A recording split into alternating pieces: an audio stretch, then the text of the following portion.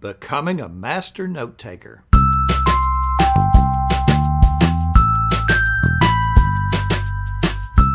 Living in an information age can be a double-edged sword. On the one hand, information is plentiful. In the book Information Anxiety, Saul Wurman states, "A weekly edition of the New York Times contains more information than the average person was likely to come across in a lifetime during 17th century England." On the other hand, because we have so much information bombarding us, it can become a blur, as the book illustrates. Our information is only as good as our ability to find it when we need it. If information is good, more information is not necessarily better. Instead, it becomes clutter that causes resistance. Just ask anyone who sports a messy garage. The very tool you need may well be there. Having to wade through the clutter to find it causes us to just make another trip to Home Depot to buy another one.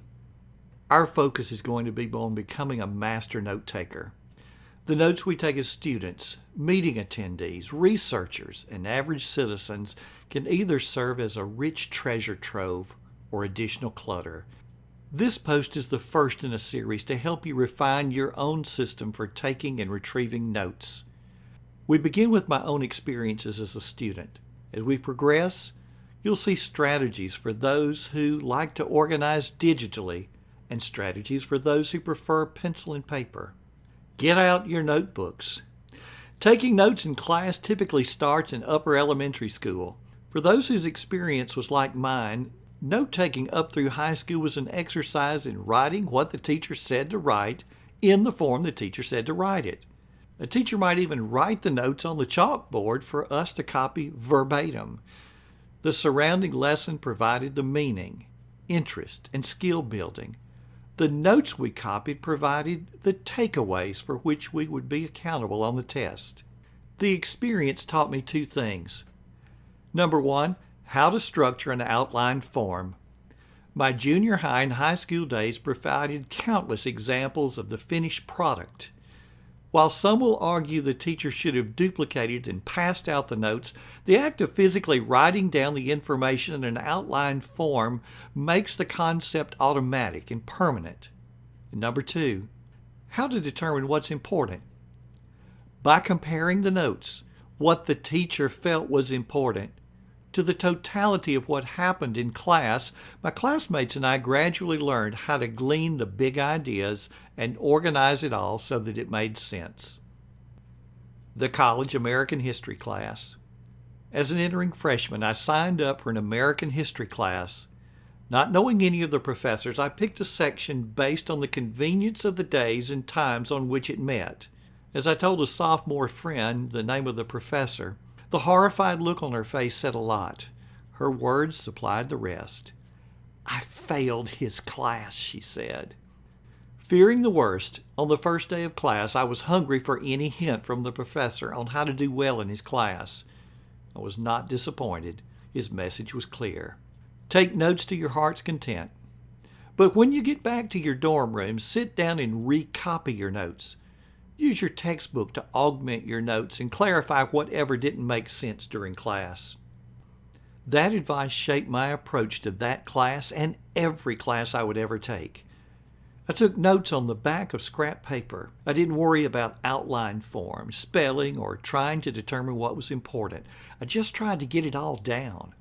Sometimes what seemed like a bird walk would turn out to be a segue into the whole point of the lecture. Other times I would write half a page only to hear him say, "Y'all don't need to write any of that down." As a daily ritual, later in that day I would recopy the notes into my notebook. At this stage, a neat outline form became important. With dictionary in hand, I verified spelling on unfamiliar words. Grabbing the textbook, I filled in whatever holes seemed to have been left. While my initial effort was just to survive the day, I later realized I was accomplishing three major objectives. Number one, increasing retention. My psychology class taught me that most forgetting happens within 24 hours after exposure to new material. By recopying my notes the same day, I was automatically reviewing the material during the time in which most of the forgetting would otherwise happen. Number 2, creating great study material. When test time rolled around, I had a pristine set of notes from which to study. What was important was there, and clutter was non-existent. The outline format provided the optimal way to see the big picture and the details at the same time. And number 3, decreasing study time. Processing and recopying my notes the same day I took them meant better retention and less time needed to study before the big test. Because the notes were so clear, zero time was spent trying to decipher them. What I realized as a freshman is a concept many people never grasp. Taking notes is one action. Cleaning them up is a separate one. Trying to mix the two is a recipe for frustration. The ritual of cleaning up class notes didn't end with that class. It's a practice that continued through every class I would ever take. Usually the finished product was a logical outline. Sometimes the format of the class didn't lend itself well to an outline, and my notebook would take on a question-answer format. Questions appeared in red, followed by answers in blue. And here's my advice for current students. I'm a digital person. However, if tomorrow I found myself 30 years younger and sitting in a college classroom, I would approach the classes the same way, taking notes on the back of scrap paper. Others may have their laptops, but paper offers the most effortless process for entry. Studies are showing that taking notes on paper also enhances recall.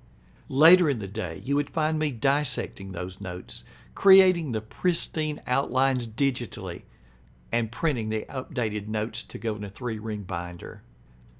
The advice given to me by a professor more than 3 decades ago is as valid now as it was then. If you're interested in how I fared in that American history class, I made 100 on the first test and an A in the class. Well, where do we go from here? Our information is only as good as our ability to find it when we need it. You witnessed information in the form of notes which would be needed for a test. In the coming post, we'll tackle the challenge of notes taken during meetings, phone calls, and workshops.